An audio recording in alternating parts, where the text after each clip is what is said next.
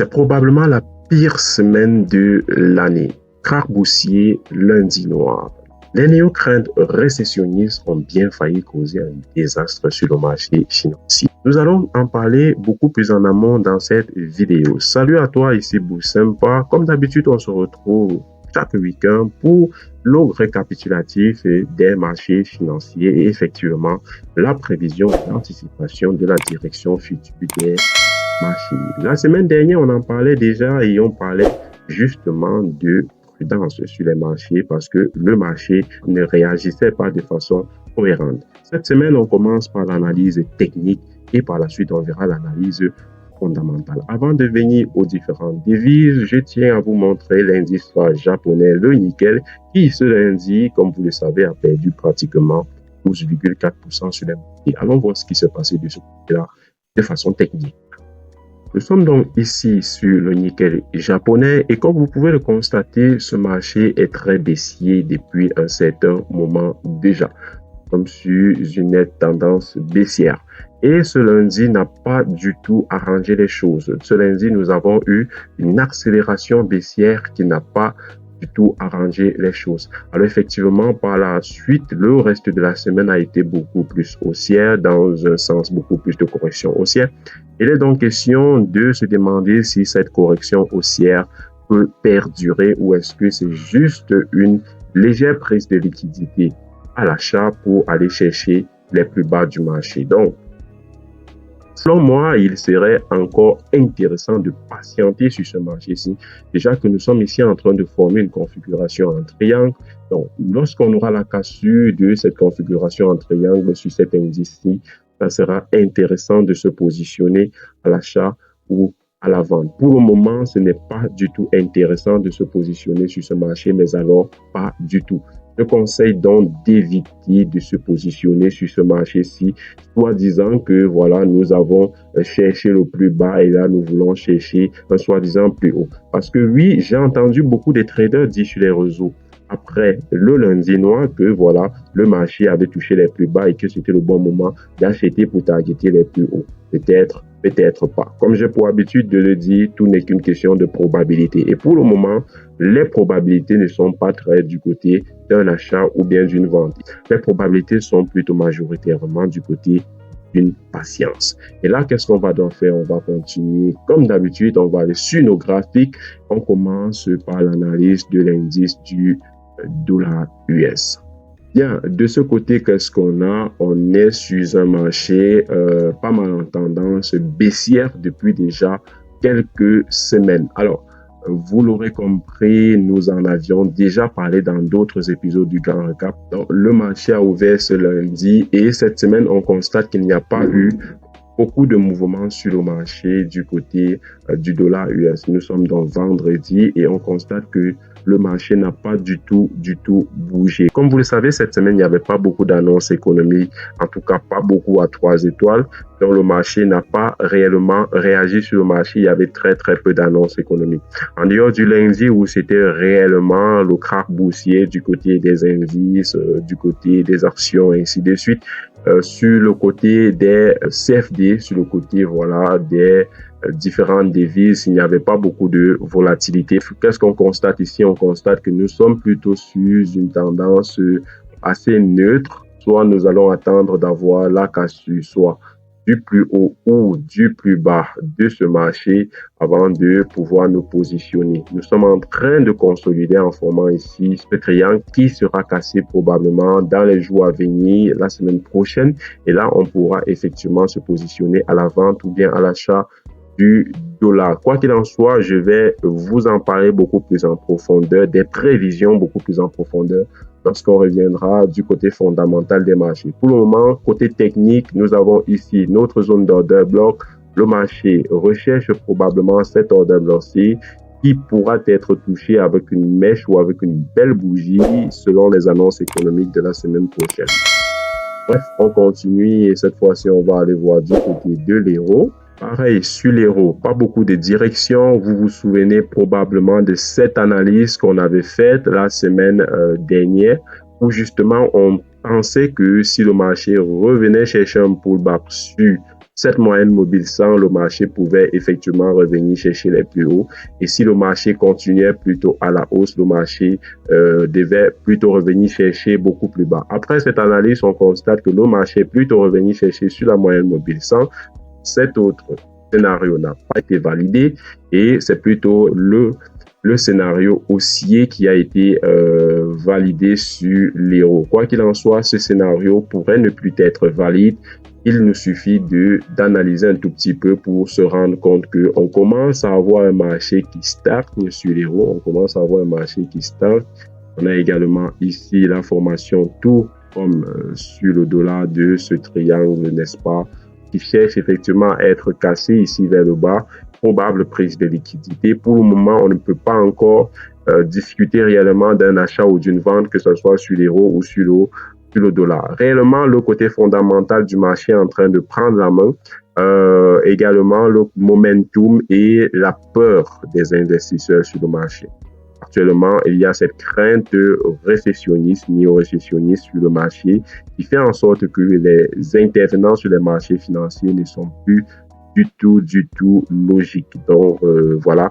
Vous constatez ici, nous sommes sur l'indicateur de baromètre des taux de la Fed.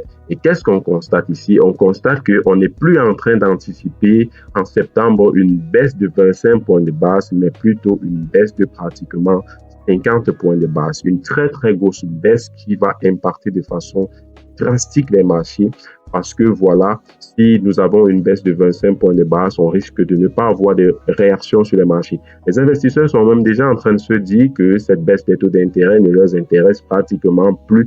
La hausse des taux d'intérêt a beaucoup trop duré. D'ailleurs, si cette baisse flagrante sur le marché n'avait pas été stoppée par les différentes alertes, par les différents appels au calme sur les marchés, on serait probablement encore en train d'avoir un marché baissier et probablement un monsieur Powell qui se serait déjà présenté pour nous parler des taux d'intérêt drastiques et imminente. Donc là, nous avons une prévision des baisses des taux d'intérêt toujours en septembre. Nous avons 50% de probabilité d'avoir une baisse des taux d'intérêt de 50 points de base. Nous avons 47% de probabilité d'avoir une baisse des taux d'intérêt de 25 points de base et littéralement pas du tout de probabilité de conservation des taux d'intérêt. Donc, il est déjà certain qu'il n'y aura pas de conservation des taux d'intérêt en septembre. La question est celle de savoir si on aura une baisse de 50 ou de 25 points de base.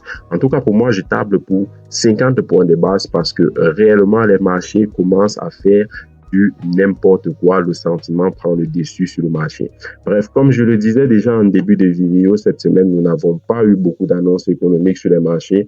Notamment, nous avons eu le lundi, l'indice PMI du côté de la France qui est revenu inférieur aux attentes parce que, comme vous le savez, sur les marchés, depuis un certain moment, les mauvaises nouvelles s'enchaînent, que ce soit du côté des annonces sur les statistiques des entreprises ou même tout simplement des actualités économiques telles que nous pouvons le constater ici. L'indice PMI Service du côté des États-Unis également qui revient inférieur aux attentes. Nous avons également l'indice PMI non manufacturé qui est revenu stable, conservation, donc pas d'évolution.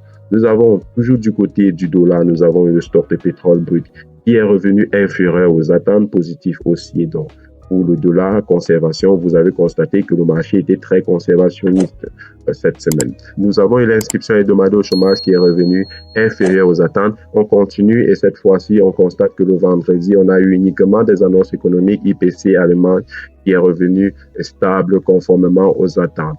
La semaine prochaine, qu'est-ce qu'on aura? La semaine prochaine, on aura des annonces économiques beaucoup plus axées inflation du côté des États-Unis qui va revenir la semaine prochaine. On aura également l'inscription au chômage, l'indice manufacturier de la Fed. Ce qui nous intéresse le plus la semaine prochaine, c'est notamment ce mercredi avec l'inflation qui va revenir aux États-Unis.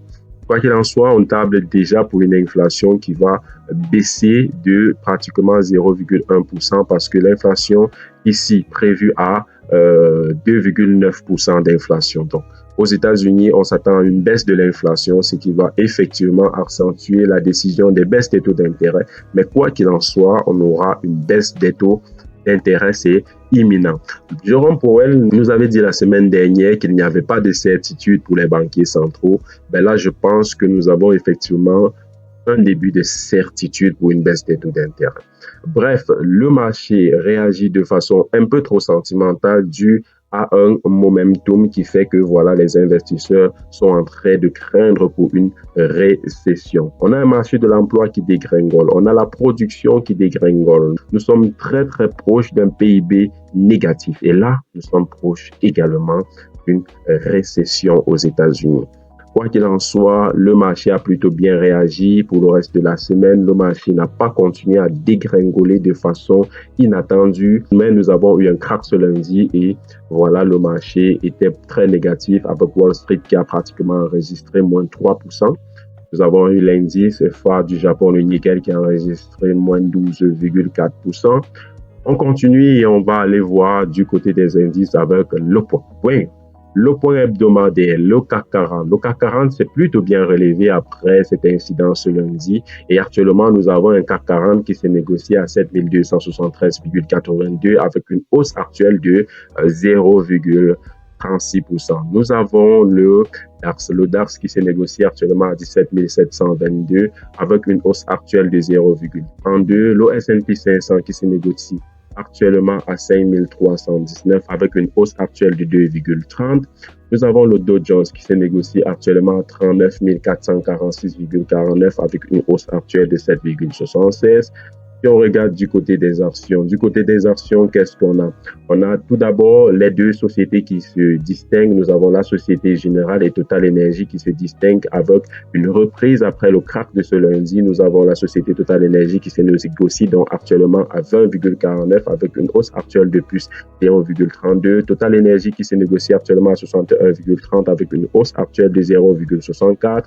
Nous avons la société Tesla qui peine à retrouver les sommets, qui se négocie actuellement à 198,4 avec une hausse actuelle de 3,69. Nous avons Apple qui se négocie actuellement à 213,31 avec une hausse actuelle de 1,66. Si on continue sur les devises se stabilisent plutôt bien. Nous avons le GBP-USD qui actuellement est en baisse de 0,01%. Nous avons l'euro dollar qui se négocie actuellement en stabilisation de 0%. Du côté des cryptos, c'était également un très très gros crack du côté des cryptos. Nous avons également eu un très gros crack du côté des cryptos. Nous avons eu le Bitcoin qui a chuté pratiquement dans les 45 000. C'était peut-être le moment de l'année d'acheter le Bitcoin. Actuellement, le Bitcoin se négocie à 60 478 avec une hausse actuelle de plus 5,31%. Visiblement, les cryptos retrouvent le sommet. L'Ethereum également retrouve légèrement le sommet avec une hausse actuelle de 7,74% et se négocie à 2621. Mais globalement, l'Ethereum n'a pas encore retrouvé les sommets qu'il a eus et est encore en train d'accumuler un retard astronomique sur le Bitcoin. Bref, c'était tout pour le point, également tout pour ce grand récap de cette semaine. J'espère que ça vous a plu. Et si vous voulez en savoir plus sur ce qui se passe actuellement sur les marchés, je vous invite à nous rejoindre dans notre canal Telegram où nous publions tout au long de la semaine ce qui se passe sur les marchés. Nous essayons de faire également des analyses tout autant techniques que fondamentales pour cadrer le trading de tous les membres de la communauté Boursempa. Comme vous le savez, on vise l'excellence en trading. Bref, on se quitte là et on se dit à la prochaine pour une autre vidéo du grand récapitulatif des marchés financiers.